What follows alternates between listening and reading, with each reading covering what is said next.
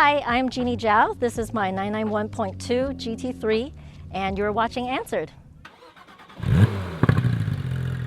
Well, this was actually kind of an accidental purchase. I wasn't even looking to buy a GT3 or a 911, honestly, but a few years ago, I had an opportunity to buy an RS 4.0, and I just kind of ended up passing on it, and it was $215,000, 300 miles on it at the time, white with the red and silver accents like I loved, and then 6 months later, they were like $500,000. So I've been kicking myself ever since. I really, wanted to get the 4-liter. So when this came up, I got a text message at Button Willow, and the sales guy basically said, you have 3 hours to text me back and let me know if you want a 991.2 GT3.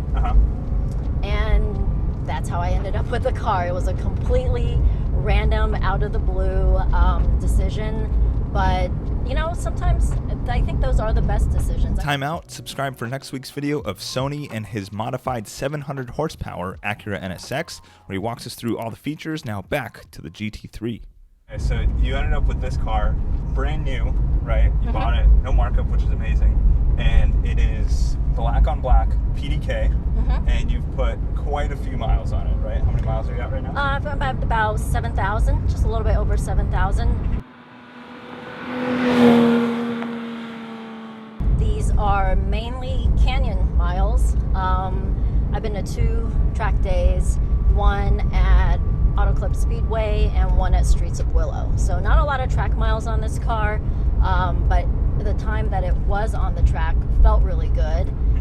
But most of the time, this is my weekend play around in the canyons car. Gotcha. And so what's your favorite thing with the GT3 that you've experienced so far? Just the way it feels, the way it just turns in and pivots, and that 9,000 RPM red line is just really, really sweet.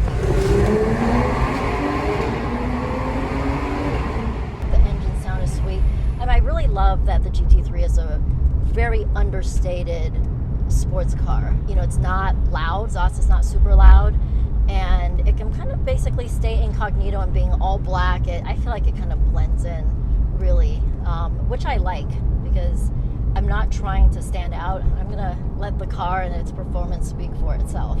And what is your least favorite thing about the GT3 that maybe you didn't realize when you bought it, because you were so excited? Are there some little things like that you could nitpick at? There's just little nuances, like, okay, if you're a girl like me and you're wearing a skirt trying to get out of this car, you really have to be careful not to flash people, because there's just no elegant way to get out of this car. You basically fall out of it. And you fall into it. And you Speaking fall of it into from my it. experience as a guy in shorts, this is not an easy car to get in and out of the buckets. And little things like, I'm so annoyed right now because I can't clean the back windows. It's so tight. You can't, these are the carbon fiber race seats, so you can only move them back and forth and a little bit up and down. But you can't fold them forward, which means unless you want to be like a small child and crawl through over this the seats, opening, through the seats, and then go back there, I cannot reach it. So I think I'm gonna have to get like a extendo selfie, I don't know, something where I can just get like a stick and clean it. But it's smudgy back there, and every time I look at it, it pisses me off.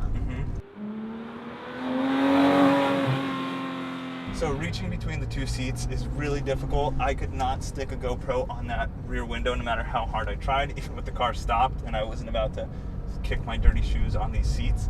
The other thing with that is the wing looks fabulous, but it is really hard to see cars behind you. It is, right? Especially when you're driving in traffic and you normally see cars behind you when they're a little bit further away.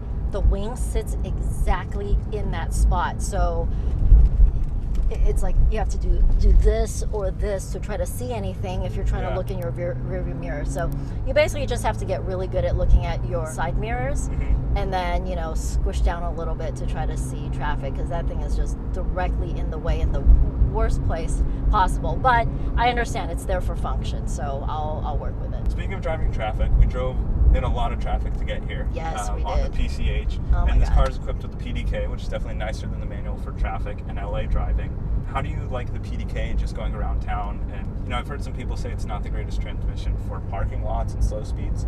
How do you feel about it? I personally love the PDK. And there's different modes you can drive in, right? I mean, you can select the sport mode, you can go in the regular drive mode. And as you see, we're going in pretty, we're going 29 miles an hour. Yep. It feels pretty smooth. You're just kind of chilling. And, the PDK is just so nicely tuned in advance now where I just feel like it's always in the right gear when it needs to be.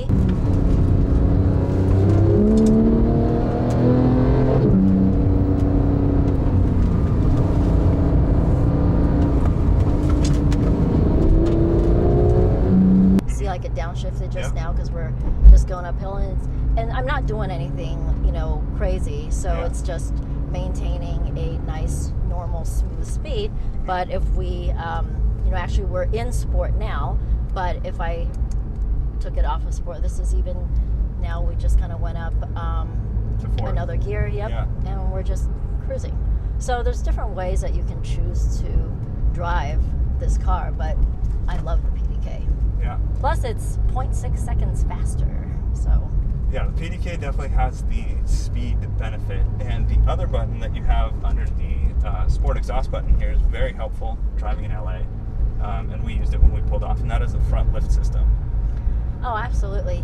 I can't tell you how many times you have to just constantly slow down, angle your car, try to figure out how to get down a really steep, driveway or go over a dip, and having the lift, it gives you an extra inch of clearance, and that is so helpful in LA. Do you think that this car is too good for the street or even some of the canyons? I could see how some people might think that, because you're never going to get to feel the limits of the car, the full power of the car. It's got 500 horsepower. It's a lot of power. So in the canyons, it's pretty much useless, right? You can take any kind of car and really just get around this kind of stuff quickly. So the horsepower isn't really helpful here, but it's still super nimble around the canyons. As you can see, we can kind of quickly come up to speed here and go super quickly around these corners, and great braking. Got the ceramic brakes, quick turn in. So you can still have a lot of fun with this in the canyons. On the roads, you're not, it's still just the feeling, driving a Porsche still kind of gives you that feeling of what it's capable of. Right. In LA traffic, now it kind of sucks again after the lockdown, so it's not that great, but I absolutely feel like this is a car that you can still have tons of fun with in the canyons, just because it's such a nimble car. Yeah, and this car definitely, as you just ride in it, you can feel that it really wants to go. It purrs even at low RPMs with the active exhaust open, and even when you give it a little bit of throttle, you can feel the potential in the car. And speaking of giving it throttle, how often would you say it's possible to actually get close to that 9,000 RPM red line? On the streets here, not really, but once you hit the track, that's where the fun goes. Sometimes on the highways when there's nobody, and that's something that you can do, but most of the time we're just hanging out. What does it not do well, which surprised you? Chris Coleman asked this. Hold stuff? I guess it doesn't have a whole lot of storage. I can't think of a lot of stuff. You buy cars for different reasons, right? If you're buying a GT3, you're buying it for performance, you're buying it for handling, and you're buying it for maybe taking it on the track and then mostly having fun on some windy, curvy roads. So in those respects, it really checks all the boxes. You're never going to have one car that checks every single box because it's supposed to be for a purpose, and the purpose that you're buying a GT3, it hits everything. And some people, I guess, maybe, are the super, I want more power people, and, 500 is plenty for me. For me, I'm not that good of a driver.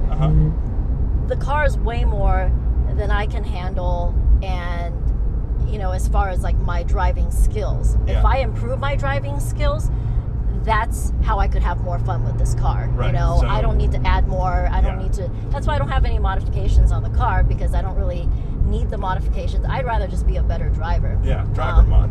Yeah, exactly. Driver Yeah. mod. If you could change one thing of the design of this car, whether probably inside, I would think, for the storage, what would you want? Would you want like little nets added, or some sort of rear storage where they had the seats in the regular 911s? What would make it more convenient for you?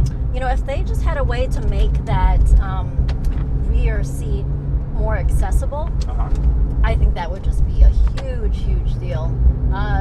Because right now it's kind of pretty useless, so I'm kind of not sure what really to do with that space. I throw my purse back there, but a lot of times it goes in and it falls down, and then I'm like reaching to try to find it and try to find something to do with it, and it's just hard. It's hard to be back.